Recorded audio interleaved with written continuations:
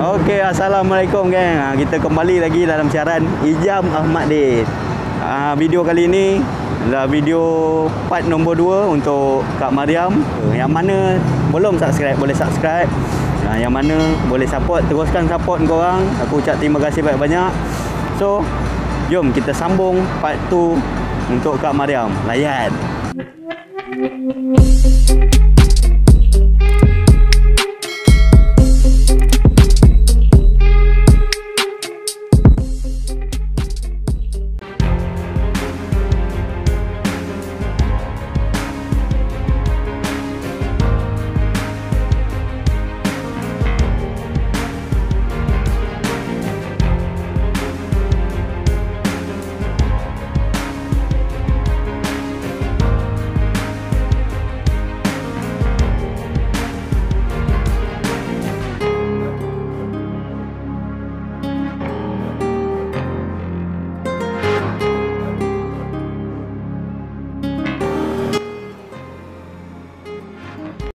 Okey geng, kita sambung lagi part 2 untuk Kak Mariam punya pengalaman. Dari segi cara untuk Kak Mariam jimat dekat sini, dari segi untuk dia teruskan hidup dan harapan dia untuk keadaan yang akan datang. Harap tak berlalu terus berpanjangan.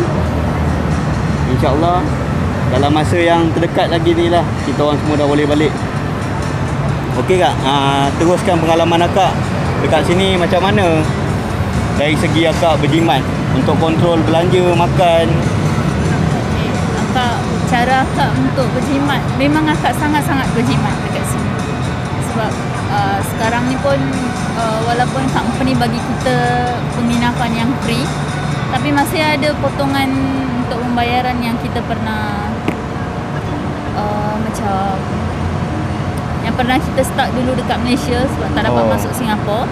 So bila kita dah masuk sini, dia macam ada deduction sikit lah. Still ada run deduction tu dalam gaji kita. Jadi saya terpaksa untuk jimat habis-habisan. Sebab kat sini pun bukan barang yang murah-murah. Yelah, convert dollar kan. Ya, kita terpaksa kena cari yang makanan yang macam, walaupun makanan tu tak seberapa sedap, tapi terpaksa kerana kita nak cukupkan untuk keluarga kat sini. So memang akak standbykan dulu cukup-cukup untuk keluarga dululah kan. Ya, belen-belen baru untuk kita kan, ya, macam tu. Kat sini. Macam itulah. Jadi bukannya walaupun cari barang murah dekat sini pun, jimat sangat pun, tetap makan makanan yang berkhasiat lah. Lagi kalau kita fikirkan kali 3, lagi sakit kepala kita. Ya, betul. Jadi paksalah kita kena lalui kehidupan ni. Sebab tu satu niat saya ni, kalau boleh saya memang selalu berdoa supaya tamatlah benda ni. Kita start kat tempat orang. Mencari rezeki dekat tempat orang ni bukan senang. Banyak dugaan dia sebenarnya. Macam sebelum ni keadaan kita penat pun, tapi kita masih boleh ulang alik. Bekerja pun tidur tak cukup, tapi kita punya perasaan happy betul lah. Balik hilang stres semua. Ya, sebab itu sebab kita bersama dengan keluarga. Balik tengok anak-anak, walaupun dapat sekejap pun kita dapat makan, kita dapat menyuap anak, kita dapat, walaupun kita busy bekerja, ulang alik tu pun kira-kira 5 jam satu hari. Ulang alik ulang alik 5 jam. Ya, 5 jam. Tu kadang-kadang kalau stuck dekat jam pun mungkin 6 jam macam tu. Jadi kita balik rumah pun walaupun 4 jam ke 5 jam dengan anak, at least dengan anak kita tidur pun boleh peluk dia orang, boleh kata orang ada masa sikit lah dengan keluarga. Ya, kata orang apa, walaupun kita balik kadang-kadang dia orang dah memang tidur dah sampai tengah malam kan, tapi dapat tengok muka dia orang pun kita rasa lega. Betul. Betul. Walaupun dalam tidur dia orang pun saya memang selalu sayang anak saya, cium dia orang, peluk dia orang. Pergi kerja ke, balik kerja ke, semua saya akan. Tapi itulah bila dah duduk tempat orang ni, ini mungkin satu pengajaran jugalah untuk kita macam mana untuk hidup tanpa family. Jadi yang orang kat luar tu pun saya harap kalau yang masih lagi dengan family tu, berharap diorang berbaiklah dengan keluarga apa semua kan. Terpaksalah kita kena teruskan hidup kita kat sini kerana tujuan kita mencari rezeki kan. Jadi dekat Malaysia tu pun pendapatan, pengalaman saya setahun dulu dekat sana sebelum masuk Singapura memang betul-betul sesak saya, susah nak bernafas, pendapatan kurang, tak dapat bayar semua yang saya tak dapat nak untuk lengkapkan semua keperluan. Tapi bila dah datang sini, bila saya fikirkan apa yang saya tak dapat buat dekat situ, saya boleh buat dekat sini walaupun saya berpisah dengan keluarga. Itu satu kekuatan saya lah. Actually saya boleh, walaupun saya berpisah dari keluarga, saya masih boleh buat segala-galanya untuk mereka dekat sana. Saya boleh cukupkan segalanya, saya boleh buat pembayaran apa yang saya perlu buat untuk setiap bulan. Apa pendapat akak yang ada setengah-setengah lah, tak semua, ada setengah-setengah yang fikir kalau kata keluarga lagi penting, kenapa kita terus kat sini? Kenapa kita tak balik je ke apa kan? Sanggup duduk lockdown 2 tahun macam ni. Apa pendapat akak? Pendapatan kita sebenarnya berbeza lah satunya. Betul. Pendapatan kita sangat-sangat berbeza. Bukan nak cakap Malaysia tak bagus, memang betul. Tapi kerja berkurangan. Kita nak cari kerja susah. Even part time pun susah nak dapat keadaan sekarang. Jadi macam mana kita nak cukupkan pendapatan kita? Jadi paksalah kita dekat sini. Sebenarnya dari segi tanggungjawab lah senang cakap kan. Dari segi daripada tanggungjawab kita tu. Memang keluarga penting. Keluarga memang number one lah. Tapi dari segi tanggungjawab, macam akak ibu tunggal, macam mana akan nak hadap kan? Betul. Pendapatan sumbernya adalah daripada akak seorang. Betul. Sebab tu saya terpaksa, yang macam saya cakap tadi tu, saya kuatkan hati saya, perasaan saya, cekalkan hati saya. Memang betul-betul kawal perasaan habis lah kan? Memang betul. Itulah saya cakap, satu jalan kita ni berdoa dengan Allah. Kita cuma dengan Allah je lah kita boleh berdoa, kita boleh luahkan perasaan apa yang kita pendam. Mudah-mudahan luahan kita ni, luahan hati kita ni, Allah akan kabulkan satu hari nanti. Dia percepatkanlah lockdown ni selesai semua. Kita dah boleh balik dengan family, insyaAllah. Dia akan pulih seperti dulu semula lah. Tapi dalam keadaan, kadang-kadang kita dalam keadaan bekerja ke ataupun kita tengah berjalan, tapi kita punya perasaan hati kita, biasa kita akan merenung. Tiba-tiba datang perasaan tu, perasaan yang sedih tu datang. Tiba-tiba merenung. Apa yang akak cuba fikirkan? Macam saya pun bukan tipu, memang saya pun pernah cakap, tiba-tiba merenung benda tu, air mata menitis sendiri. Macam saya tu lah, senang cakap, saya ni hari-hari memang ingat anak-anak. Memang fikiran diorang tu selalu ada dalam fikiran saya. Saya tak pernah putus tak fikir diorang. Walaupun selangkah saya ke depan pun, fikiran diorang ada dalam fikiran saya. Saya akan sentiasa ingatkan diorang apa semua. Ibu tunggal, tanggungjawab saya ni besar. Saya terpaksa korbankan segala-galanya.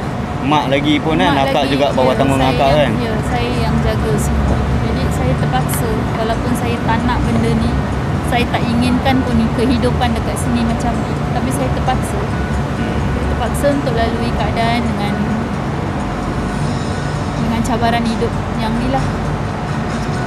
So harapan akak untuk lepas ni yang akan datang, macam mana? Apa yang akak harapkan dan apa sikit pesanan atau nasihat untuk penonton-penonton kita yang nak ambil tahu tentang kita dekat sini, tersangkut dalam Singapura ni?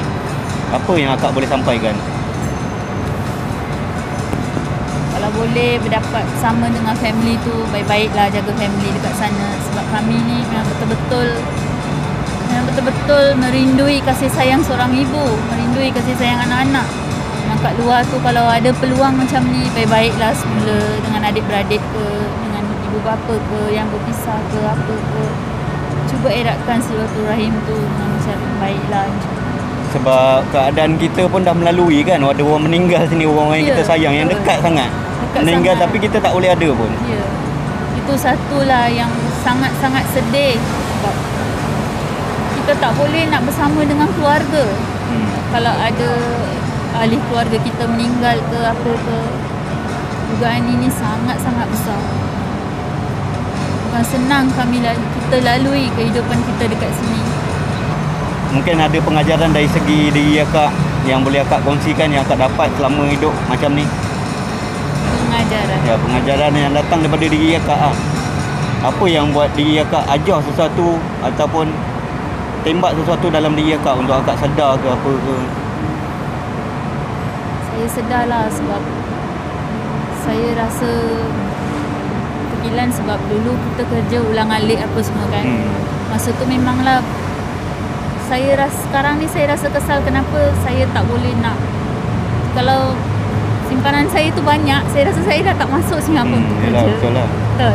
Sebab kalau yang kat luar tu, kalau dah rasa kerja tu kerjalah betul-betul, simpan duit. Kalau ada keadaan macam gini sampai nak berpisah dengan keluarga pun, kalau ada simpanan yang secukupnya tu, rasanya kita tak perlu datang sini. Kita boleh kerja dekat JB untuk mendapat atau untuk tambah-tambah lah. Kurang macam tu. Macam saya ni, saya kuatkan diri saya ni pun kerana anak-anak. Betul. Anak-anak tu sumber pertama saya sebenarnya. Untuk kuatkan saya mencari rezeki dekat sini. Memang sedih, siapa tak sedih kan sebab pisah dengan anak tu semua. Tapi macam mana nak cakap kadang-kadang perasaan kita ni kita tak boleh nak dibataskan dengan segalanya.